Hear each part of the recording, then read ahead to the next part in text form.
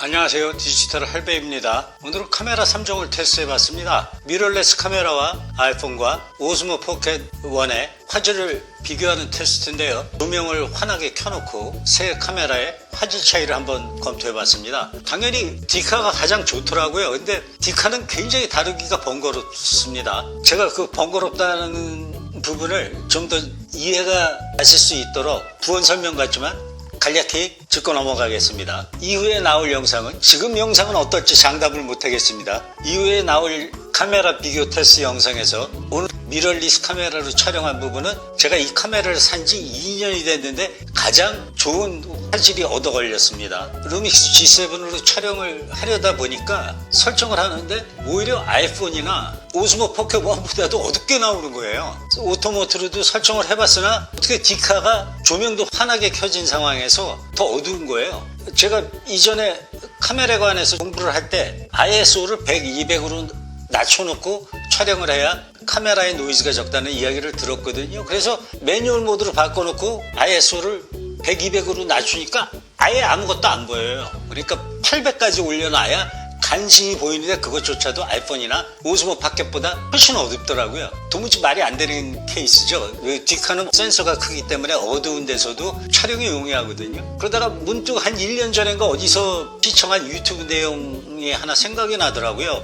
저 카메라에는 그러니까 조리개 모드인가요? 조리개 모드로 촬영할 수도 있고, 그 다음에 셔터 스피드 위주로도 촬영할 수도 있고, 뭐 등등 이런 말을 하던 게 어렴풋이 생각이 나더라고요. 그래서 가서 다이얼을 한번 살펴봤죠. 그랬더니 애플워치 모드는 없고 무슨 P 모드라는 게 있더라고요. 그래서 P겠구나. 애플워치 모드 P라고 얘기 하나 보는구나. A는 오토에 잡혀 있으니까요. 그래서 P로 놓고 봤더니 100으로 내려가면 진짜 굉장히 잘 나오더라고요. 그래서 아마 100인가 200인가 그렇습니다. 조리개 활짝 열어놓고 찍은 거죠. 영상은 제가 지금까지 이 루믹스 G7으로 실내에서 촬영한 중에 최고였습니다. 그러니까 오늘 운 좋게 얻어 걸린 겁니다. 저 카메라 산 지 2년이에요. 왜 못 배우냐? 편집도 안 되는 상황에서 카메라에 시간을 뺏길 여유가 없더라고요. 그러니까 아이폰을 놓고 계속 촬영을 했죠. 그러니까 초보 여러분께서도 처음에는 구태여 장비를 사실 필요는 없고요. 물론 카메라를 잘 만지시는 분이면 처음부터 최고의 화질을 원하신다고 그러면 디카가 훌륭한 대안이 되겠죠. 근데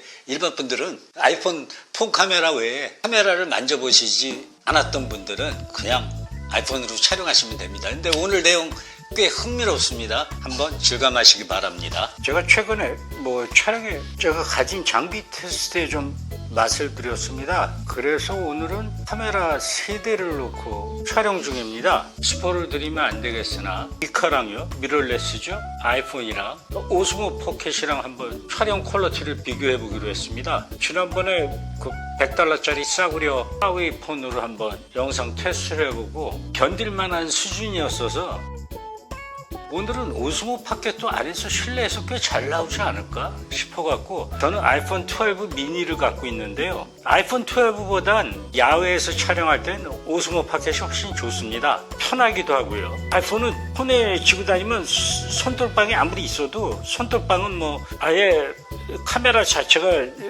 짐벌인 오스모 파켓의 그 손떨방에는 당할 재간이 없거든요. 그리고 컬러도 대부분의 일종의 액션캠들이 DJI 오스모 파켓은 액션캠이라고 보기는 굉장히 힘들고요. 대부분의 액션캠들이 이 피시아이라고 그러죠. 워낙 와이드 카메라를 쓰다 보니까 얼굴이 좀 이상하게 나오고 좀 굴곡지게 나오거든요. 근데 오스모 파켓은 그 카메라 자체가 색깔이 굉장히 좋습니다. 제가 갖고 있는 건 오스모 파켓 1이라서 4, 5년 됐을걸요. 출시된 지. 그럼에도 불구하고 구매한 후에 그 화질에 깜짝 놀랐습니다. 그래서 사실 독보적인 존재가 되다시피 했죠. 지금 오스모 포켓 2도 나왔고 오스모 파켓 3가 곧 나올 모양인데 야외에서 촬영하는 분은 아마 오스모 포켓을 한번 고려해 보실 만할 겁니다. 제가 오늘 궁금한 것은 이 오스모 파켓도 렌즈가 굉장히 작거든요. 아이폰하고 어느 쪽 렌즈가 더 큰지는 모르겠는데 그건 나중에 확인해서 영상에 담아놓기로 하겠습니다. 당연히 디카가 꼭 좋아야 할 것 같죠. 근데 제가 디카를 잘 못 다루니까. 그런데 어쨌든 오늘 색깔을 맞춰보고 그것만 한번 지금 테스트를 해보니까 어느 정도 양호하게 나와서 지금 3대를 비교하고 있습니다. 사전에 찍어서 제가 한번 비교해 볼 수도 있겠고, 이전에도 오스모 파켓 갖고 실내에서 촬영 안 한 건 아니거든요. 하지만 그건 보통 낮에 촬영해 본 거고 아이폰 들고도 촬영을 해봤고 집에서 촬영할 때는 일단 아이폰이 훌륭하게 소화를 해주니까요. 조명만 좋으면 아이폰이 충분히 좋은 화질을 주기 때문에 디카에 뭐 카드 꽂고 이런 번거로움을 집에서는 뭐 손돌방과는 무관하게 삼각대에 올려놓고 촬영을 하면 되니까 그냥 아이폰 갖고 촬영을 하고 있습니다. 요즘은. 그러냐면 디카는 카드 꽂아야죠. 그 다음에 아이패드 미니에 앱으로 연결을 해야죠. 저는 좀 기계치인 측면이 커서 차라리 그냥 번거롭더라도 아이폰에서 파나소닉 카메라에 앱을 연결해 놓고 무선으로 컨트롤하고 여기서 포커스하고 그러는 게 낫습니다.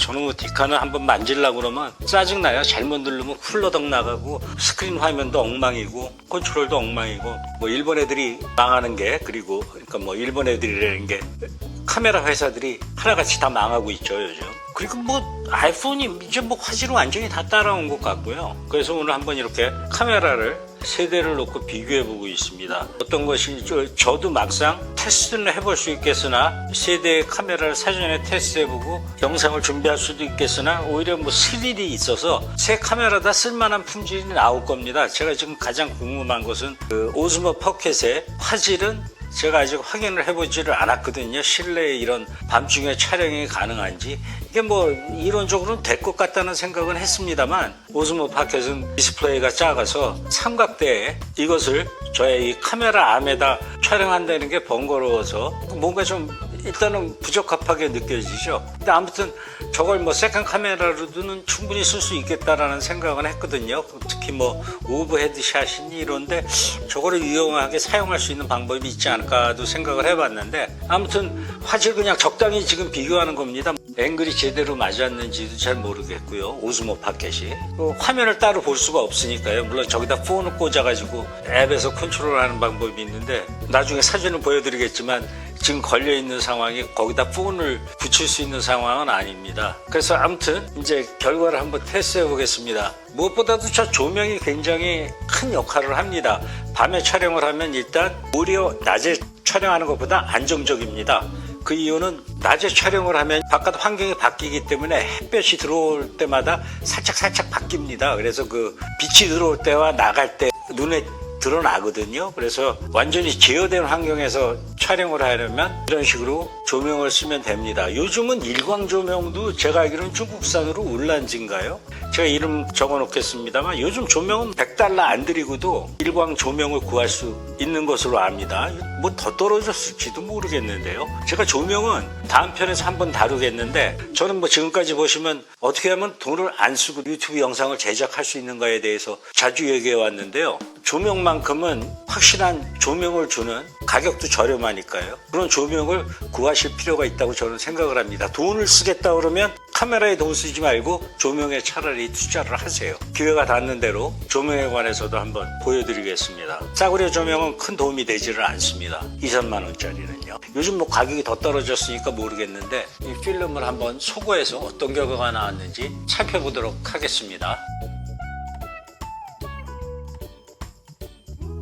결과를 정리해 보겠습니다. DJI 오즈모 포켓 1은 아무래도 5~6년 된 제품일 테니까 제가 기대했던 것만큼 잘 나오지는 않았습니다. 하지만 제가 아직 보정을 제대로 잘 못하고 아주 간략한 보정만 한 거거든요. 버튼 2~3개 비틀어주는 정도의 보정만 한 것입니다. 그럼에도 토킹 헤드 영상으로 충분히 쓸 수 있겠는데요. 고수들은 오즈모 포켓을 B롤 카메라라고 많이들 말합니다. 근데 A롤 자체가 빈약한 유튜브 초보한테는 A롤로서도 손색이 없습니다. 그리고 이것 각 카메라의 실내 촬영 능력만 비교한 것입니다.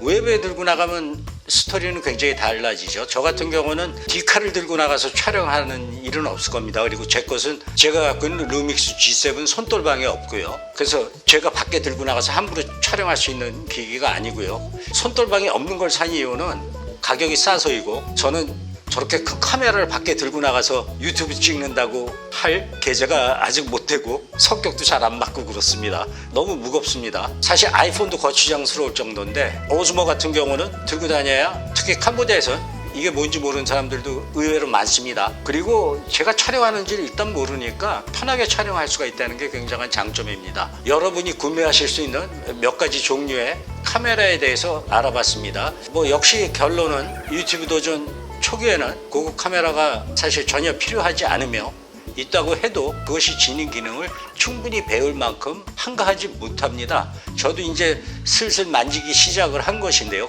카메라를 산 지 2년이 되어서도요. 물론 저의 나태함 탓일 수도 있겠으나 영상 편집을 하다가 주저앉은 적이 많아서 내가 이걸 해야 되나 이런 적이 많아서 카메라까지 만질 겨를이나 욕심이 없었습니다. 여전히 저의 초보 유튜버는 장비 생각 말고 편집부터 잡아라가 되겠습니다. 제 채널은 유튜브에 처음 도전하는데 굉장히 어려움을 겪고 계신 분들을 위한 것이니까요. 오늘은 이상이었습니다.